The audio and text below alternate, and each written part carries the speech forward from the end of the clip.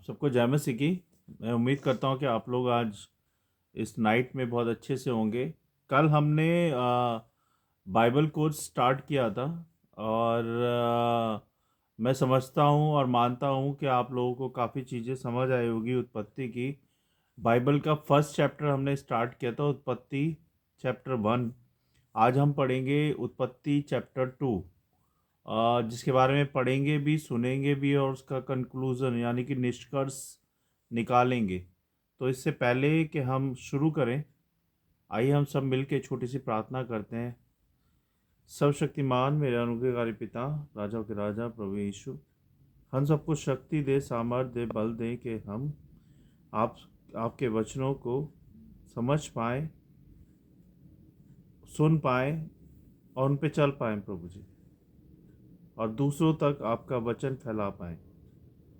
शैतान की देखी अनदेखी स्थानीय शक्तियों से हम सबको बचाएं, प्रभु यीशु मसीह के नाम से, आमीन।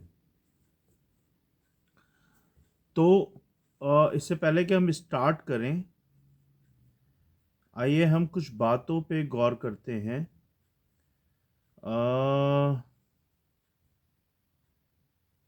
कल हमने पढ़ा था चैप्टर 1, है ना। कल हमने सीखा था कि सृष्टि की रचना कैसे हुई, पहले दिन क्या हुआ, दूसरे दिन क्या किया परमेश्वर ने, और सातवें दिन हमने विश्राम किया, परमेश्वर ने विश्राम किया।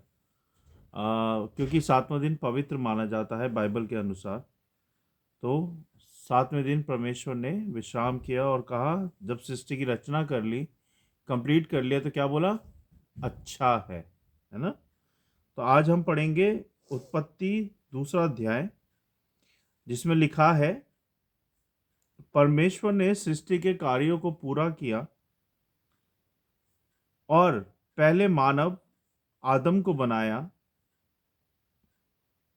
परमेश्वर ने आदम को मिट्टी से बनाया और उसमें जीवन का प्राण फूंक दिया। परमेश्वर ने उसे अदन के बगीचे में रहने के लिए रखा और उसे बगीचे की देखभाल करने का आदेश दिया। इसके बाद परमेश्वर ने आदम को अकेला देख उसके लिए एक साथी तैयार किया। उसने आदम की पसली से हव्वा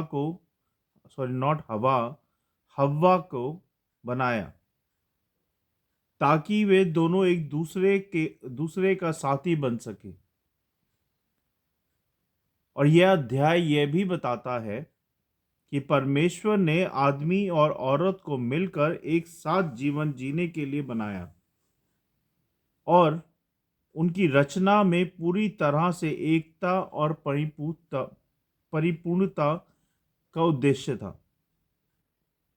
परमेश्वर ने उन्हें एक आदेश दिया कि वे बगीचे के सभी पेड़ से खा सकते हैं, लेकिन एक विशेष पेड़, ज्ञान का पेड़ से खाने से मना किया। यह आदेश जीवन और मृत्यु का चुनाव था, जिसमें आदम और हव्वा को अपनी स्वतंत्र इच्छा का उपयोग करना था। और अध्याय के अंत में यह बताता है, आदम और हव्वा दोनों नग्न थे, यानी कि नंगे थे, और वे बिना किसी संकोच के एक दूसरे के सामने थे।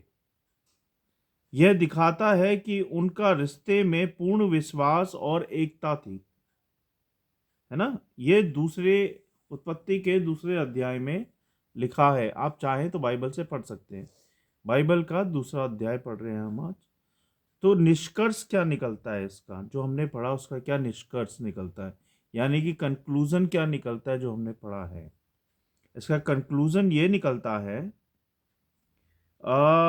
इससे हमें यह सीखने को मिलता है कि परमेश्वर ने मानवता को प्रेम और उद्देश्य के साथ रचा। परमेश्वर ने मानवता को प्रेम और उद्देश्य के साथ रचा है।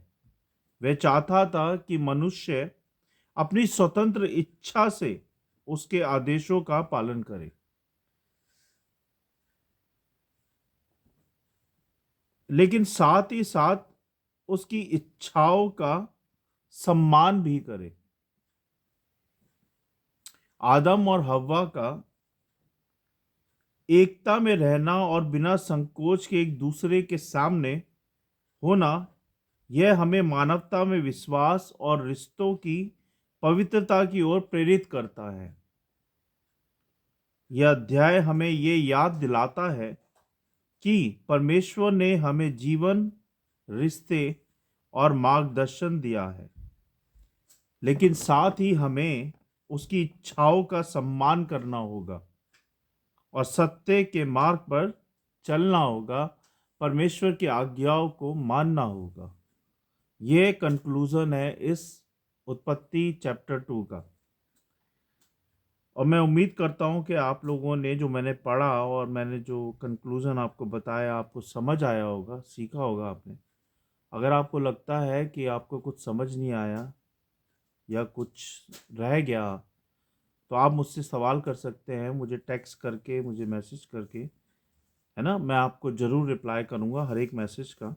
आप मुझसे पूछ सकते हैं। ऐसे ही हम रोज़ाना पढ़ेंगे और उनके कंक्लूज़न पे बात करेंगे। बेसिकली परमेश्वर ने सृष्टि की रचना हम सबके लिए की है, जिससे कि हम उस सृष्टि का आनंद उठा पाएँ, उस सृष्टि का पालन पोषण हम कर पाएँ, उस सृष्टि की रक्षा कर पाएँ, उसमें हम रह पाएँ अपने परिवारों के साथ, उस सृष्टि को हम एंजॉय कर पाएँ, है ना? और उस सृष्टि को और बढ़ा पाएँ। तो सृष्टि हमारे लिए बनी है, परमेश्वर ने हमारे लिए बनाई है, जिसको हमें जिस सृष्टि को हमें एंजॉय करना है, उसकी रक्षा करनी है। रक्षा कैसे करेंगे?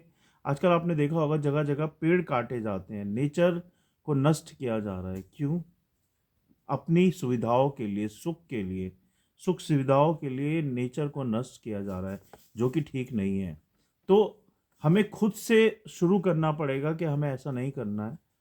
हमें पेड़ नहीं काटने, हो सके तो हमें ज़्यादा से ज़्यादा पेड़ लगाने हैं, जिससे कि नेचर का संतुलन, बैलेंस बना रहे, है ना? और भी बहुत सारी बातें हैं कि जो हमें नहीं करनी है। जैसे कि 10 आज्ञाएँ हैं परमेश्वर की। हमें बुरा नहीं बोलना है, पाप नहीं करना है, बुराई नहीं करनी है, चुगली नहीं करनी है, व्यभिचार नहीं करना है, हमें शराब नहीं पीनी है, हमें गाली-गलौच नहीं करनी है, हमें शराबियों के साथ नहीं बैठना है, हमें चोरी नहीं करनी है ना? 10 आज्ञाएँ हैं, शायद मैं कुछ भूल गया होऊँगा, माफ़ी चाहूँगा, लेकिन हमें इन सब का आज्ञा पालन करना है। अगर हमें परमेश्वर की उपस्थिति में बने रहना है, अगर हमें परमेश्वर की आज्ञाओं पे चलना है, उनके प्रेम में बने रहना है, तो हमें इन आज्ञाओं का पालन, परमेश्वर की आज्ञाओं का पालन करना होगा। मैं आशा करता हूँ कि आप सबको बहुताई से परमेश्वर बहुत-बहुत आशीष दें और आप सबको इस्तेमाल करें, आपके परिवारों को, आपके बच्चों को, आपके काम-काजों में आशीष बरकत मिले। ये ऑनलाइन कोर्स मैंने बेसिकली इसलिए स्टार्ट किया है कि जो लोग जॉब करते हैं, जो लोग चर्च नहीं जा पाते हैं रेगुलरली, या फिर जो लोग कोर्स करना चाहते हैं लेकिन ड्यू टू जॉब वो नहीं कर पाते हैं, तो इसलिए मैंने ये यूट्यूब, इंस्टाग्राम और फेसबुक पे शुरू किया है कि आप ये वीडियो देख के ये कोर्स सीख सकते हैं कि हम क्या पढ़ रहे हैं, उसका कंक्लूज़न क्या है, और अगर आपके क्वेश्चंस हैं तो आप मुझसे कर सकते हैं। मैं कुछ दिनों के बाद लाइव भी शुरू करूँगा। मेरा यूट्यूब में लाइव है, इंस्टा पे भी लाइव है, तो मैं कुछ दिनों के बाद उस पे लाइव शुरू करूँगा। हो सकता है कि आप लोग उस लाइव में जुड़ें, तो आपको बहुत मज़ा आएगा। तो बहुत-बहुत धन्यवाद कि आप लोगों ने आज वचन पढ़ा, सुना और उसका कंक्लूज़न पे आए हम लोग। इससे पहले कि हम इसको क्लोज़ करें, आइए हम सब मिलके प्रार्थना करते हैं। अ, आइए हम सब प्रार्थना करेंगे। सर्वशक्तिमान हमारे खुदा, हमारे सच्चे पिता, आप ही सत्य, आप ही मार्ग और आप ही जीवन है। आप ही सृष्टि के रचयिता है और आप ही अन्नदाता है प्रभु जी। धन्यवाद प्रभु कि आपने हमें बताया पहले चैप्टर में कि सृष्टि की रचना कैसे हुई, और दूसरे चैप्टर में आपने अपने हमें बताया कि कैसे आदम और हव्वा को बनाया, कैसे एक औरत और एक मनुष्य को बनाया, और कैसे आप उन्होंने पाप किया और कैसे वो अ, उनके द्वारा पाप की रचना हुई, क्योंकि सबसे पहले उन दोनों ने ही पाप किया, उसके बाद अ, तो इसके लिए हम क्षमा चाहते हैं प्रभु कि हम पापी जन हैं, आपने हमें फिर भी माफ़ किया है, आपने हमें संभाला है। इसके लिए हम क्षमा चाहते हैं, हमें हम सबको क्षमा करें। आप हमारे लिए क्रूस पे क्रूसीफाइड हुए, क्रूस पे चढ़े। इसके लिए धन्यवाद परमेश्वर, क्योंकि आप जैसा प्रेम कोई ना कर सकता है, ना किसी ने किया है और ना करेगा। कोई भी पिता अपने पुत्र को दूसरों के लिए नहीं देता, जैसे आपके पिता ने आपको हमारे लिए सूली पे चढ़ा दिया। इसके लिए बहुत बहुत धन्यवाद परमेश्वर। सच में आप सच्चे खुदा हैं, आप पवित्र हैं, आप ही सब कुछ हैं, आप ही से दुनिया शुरू होती है और आप ही पे ख़त्म होती है। हम धन्यवाद देते हैं प्रभु कि आपने हमें चुना अपने कार्यों के लिए, हमारे परिवार को, हमको, सबको। इसके लिए धन्यवाद परमेश्वर। धन्यवाद इस सभा के लिए। आज कोर्स का दूसरा दिन है जब हम उत्पत्ति से पढ़ रहे हैं। आज सेकंड चैप्टर है, इसके लिए बहुत बहुत धन्यवाद प्रभु जी। आगे हमें और बुद्धि समझ ज्ञान दे कि हम ऐसे ही आपके आपके हर बाइबल के चैप्टर को पढ़ पाए, सीख पाए, सुन पाए और बता पाए प्रभु जी।